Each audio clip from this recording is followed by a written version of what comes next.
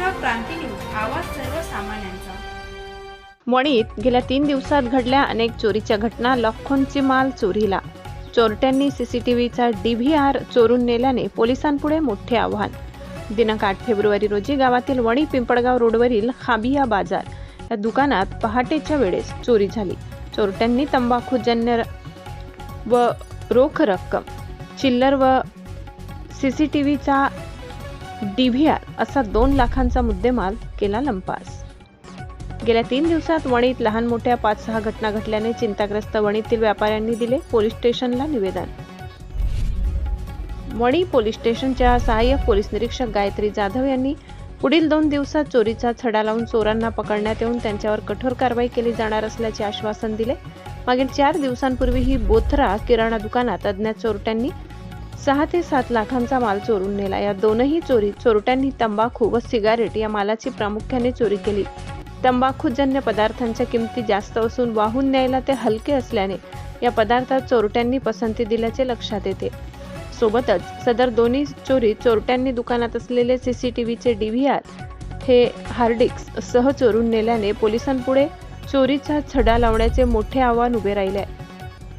या सततच्या घटनांमुळे भयभीत झालेल्या व्यापाऱ्यांनी पोलीस स्टेशनला जमा होत निवेदन देत नाराजी व्यक्त केली।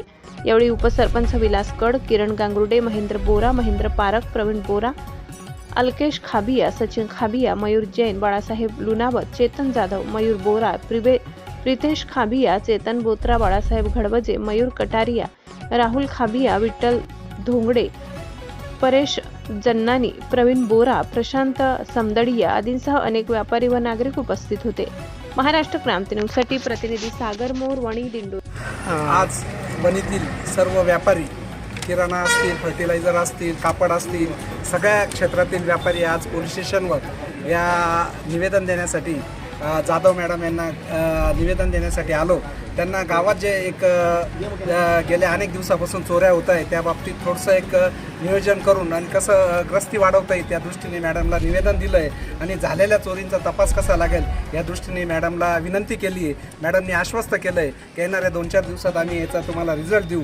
पण मॅडम आमचं म्हणणं असं आहे का मागच्या वेळी चोऱ्या झाल्या ना त्याची कशी रिकव्हरी करता येईल म्हणजे थोडंसं व्यापाऱ्यांना कुठेतरी रिलीफ मिळत त्या दृष्टीने प्रयत्न करा। थँक्यू। नक्कीच तुम्ही दिलेलं जे निवेदन आहे त्यावर मी कार्यवाही करणार। जास्तीत जास्त गस्त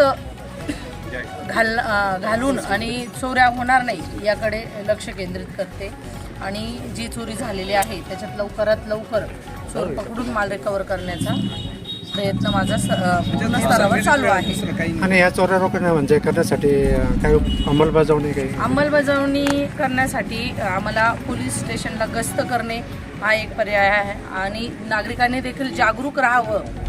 स्वतःच्या प्रॉपर्टीची, स्वतःच्या वस्तूची जास्तीत जास्त काळजी कशी घेता येतील ते बघावं आणि CCTV कॅमेरे जर लावले तर बऱ्याच प्रमाणामध्ये चोऱ्या ज्या होत आहेत ते निदान चोर कोणत्या दिशेने येत आहेत, त्यांच्याकडे हत्यार काय, वाहन काय, हुलिया काय, या तरी गोष्टी आपल्याला प्रथमदर्शनी लक्षात आल्यानंतर आपल्याला चोर पकडणं जास्त म्हणजे फायदेशीर होईल।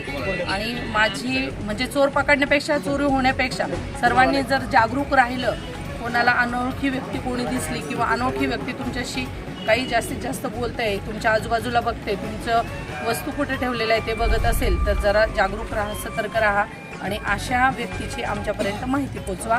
आम्ही जरूर त्याच्यावरती कार्यवाही करू। अशाच नवनवीन बातम्या पाहण्यासाठी आमच्या महाराष्ट्र क्रांती न्यूज या YouTube चॅनलला लाईक करा, सबस्क्राईब करा आणि बेल आयकॉनला प्रेस करा।